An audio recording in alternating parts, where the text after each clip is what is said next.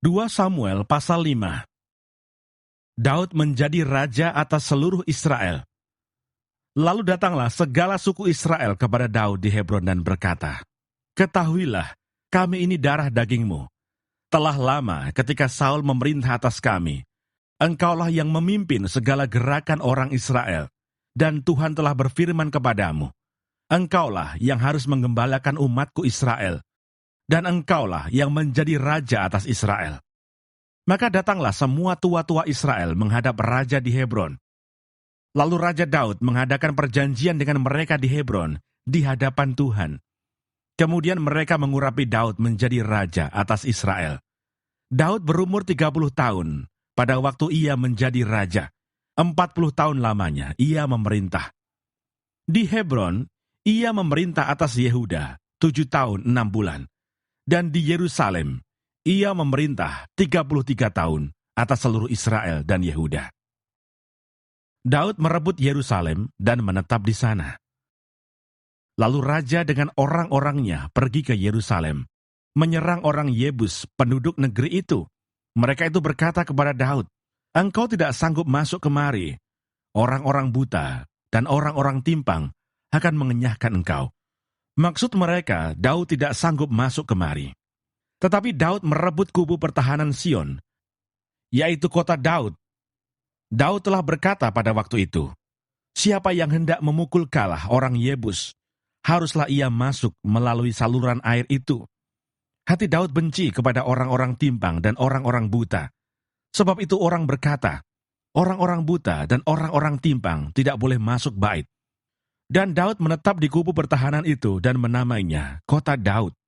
Ia memperkuatnya sekelilingnya, mulai dari Milo ke bagian dalam. Lalu makin lama makin besarlah kuasa Daud, sebab Tuhan Allah semesta alam menyertainya. Istana dan rumah tangga Daud. Hiram, raja negeri Tirus, mengirim utusan kepada Daud dan kayu aras, tukang-tukang kayu dan tukang-tukang batu. Mereka mendirikan istana bagi Daud. Lalu taulah Daud bahwa Tuhan telah menegakkan dia sebagai raja atas Israel dan telah mengangkat martabat pemerintahannya oleh karena Israel umatnya. Daud mengambil lagi beberapa gundik dan istri dari Yerusalem setelah ia datang dari Hebron, dan bagi Daud masih lahir lagi anak-anak lelaki dan perempuan. Inilah nama anak-anak yang lahir bagi dia di Yerusalem: Samua, Sobab, Natan, Salomo, Yibar, Elisua, Nefek, Yafia, Elisama, Eliada, dan Elifelet. Daud memukul kalah orang Filistin. Ketika didengar orang Filistin bahwa Daud telah diurapi menjadi raja atas Israel, maka majulah semua orang Filistin untuk menangkap Daud. Tetapi Daud mendengar hal itu, lalu ia pergi ke kubu pertahanan. Ketika orang Filistin itu datang dan memencar di lembah Refaim, bertanyalah Daud kepada Tuhan, "Apakah aku harus maju melawan orang Filistin itu? Akan kau serahkankah mereka ke dalam tanganku?" Tuhan menjawab Daud, "Majulah, sebab aku pasti akan menyerahkan orang Filistin itu ke dalam tanganmu." Lalu datanglah Daud di Baal Perasim dan memukul mereka kalah di sana. Berkatalah ia, "Tuhan telah menerobos musuhku di depanku, seperti air menerobos." Sebab itu orang menamakan tempat itu Baal Perasim. Orang Filistin itu meninggalkan berhalanya di sana, lalu Daud dan orang-orangnya mengangkatnya.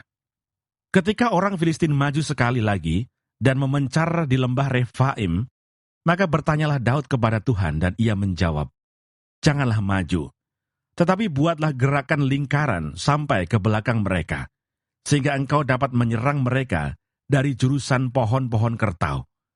Dan bila engkau mendengar bunyi derap langkah di puncak pohon-pohon kertau itu, maka haruslah engkau bertindak cepat, sebab pada waktu itu Tuhan telah keluar berperang di depanmu untuk memukul kalah tentara orang Filistin." Dan Daud berbuat demikian, seperti yang diperintahkan Tuhan kepadanya. Maka ia memukul kalah orang Filistin, mulai dari Geba sampai dekat Geser.